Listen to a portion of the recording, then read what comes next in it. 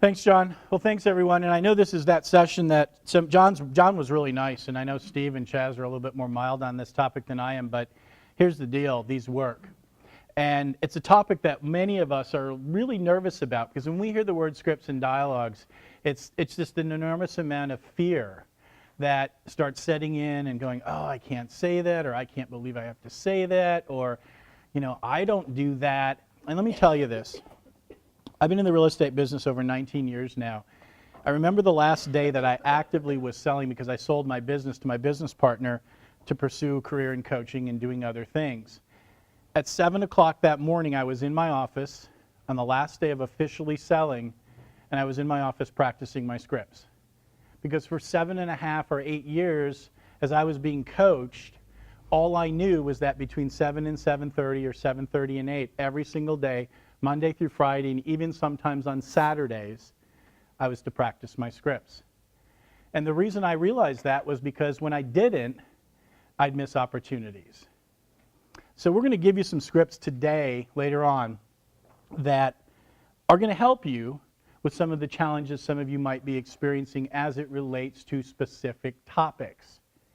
Now, we're going to only give you a few. There's hundreds, there's thousands. Listen, the scripts today have really not changed. I think one of the things you'll see is that our scripts may be a little different than someone else, but, and they might feel a little different. The bottom line is if you're using a script today and it's not ours and it's working, more importantly, you're getting the results you want, then continue to use it. Now, with that being said, we're going to cover something, though, first that I think has to be addressed before we address the scripts and dialogues. And that's these 6 common fears. And what we're going to do is I'm going to go through those with you, and then I want to open this up for discussion because this is where you all need to, and I didn't say y'all, even though I'm from Charleston, you all need to be participating because we've got some experts that I'm going to bring up, Steve and Sarah and Chaz, our other coaches who are working through these in their business. But I know every single one of you out there has a buyer or seller today that is giving you an objection and you're not sure why you're not handling it and you're not sure why you can't overcome it. So several years ago when I was practicing real estate full time, I was lead generating one day and I was getting puzzled by these objections and I sat down one day and I'm like, this doesn't make any sense. People are saying they want to wait till the spring market to sell their home so they can make $60,000 more. We're really not sure if we should buy right now because what if we can get that home in April or May for $20,000 less? Or, we're really not sure, Michael, what we want to do. We've been on the market 24 months and I've had 3 realtors and all of you guys suck and we're not really sure what we want to do. Or, I don't know, I got to talk it over with someone else. Here's the thing, that wasn't the objection, guys. That wasn't the objection. The objection is that every single buyer you have today has one of these or multiples of these that I'm going to show you of these common fears. If we can learn as real estate professionals how to negate those common fears, first of all, you have to identify and know what that fear is, right? But then you have to learn how to negate the fear. Because see, if you can negate the fear, then you can overcome the objection. I have an 18-year-old and a 16-year-old son. They're great at handling my objections to a certain degree when I object to them doing certain things, but they're not negating my fear. They're not negating some of the fears for me to allow them to do the things that I want to do. Some of us who have children, listen, we know exactly what I'm talking about. So when it comes to our clients, we have to do an extraordinary job of negating these fears. So I'm going to go through the 6 common fears with you. For those of you who are working with me, some of you have already gone through this, so you understand what I'm talking about. For those of you who don't, this might be an eye-opener for you, and some of the things you're going to hear may make you a little uncomfortable as well. And there's one in here particularly that puzzles me and our coaching staff more than any other, and it's number 5. When we get to that, you'll see why. So let's take a look at the common fears. The first is the fear of making the wrong decision. It kind of goes back to what I was just saying, right? It's that buyer or seller, or the seller. Let's just use the seller as an example. It's the seller saying, Ruth, you know, I'd really love to sell my home, but what if I could put it on the market in March and the market shifts between now and then and I can get $30,000 more? That's the objection, right? That's the objection why Ruth or Michael doesn't want to list his home today with Ruth, right? That's what we're hearing. But this is the objection.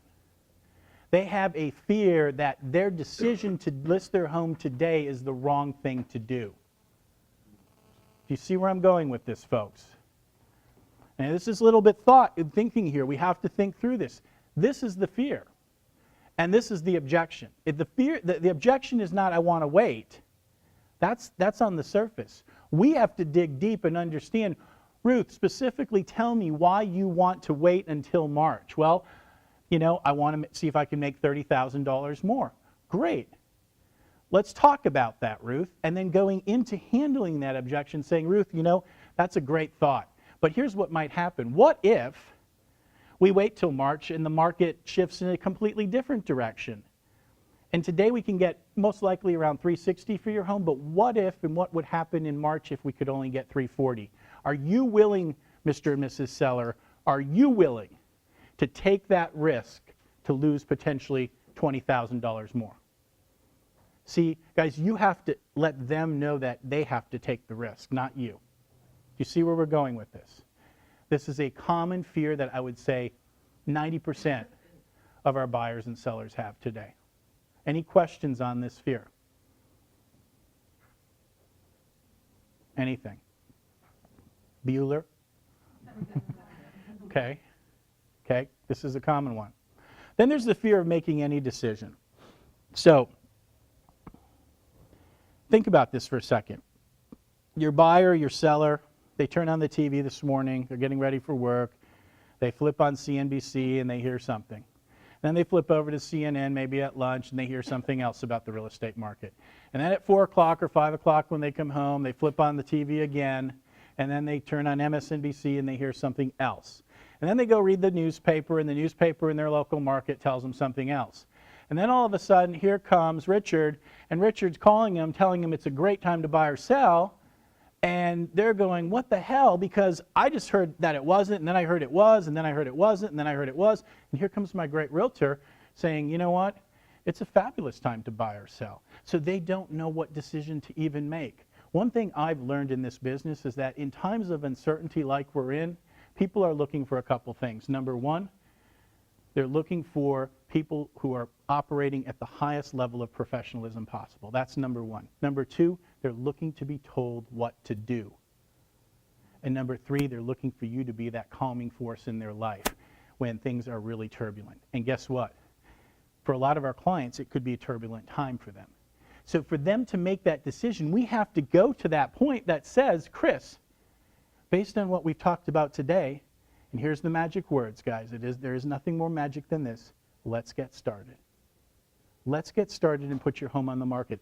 Let's get started and write the offer. That's it. Let's get started. Pardon me? Let's do it, but let's get started. Okay? Fear of making any decision is paralyzing people today. We have to do an extraordinary job of getting them to that point where they can make a decision.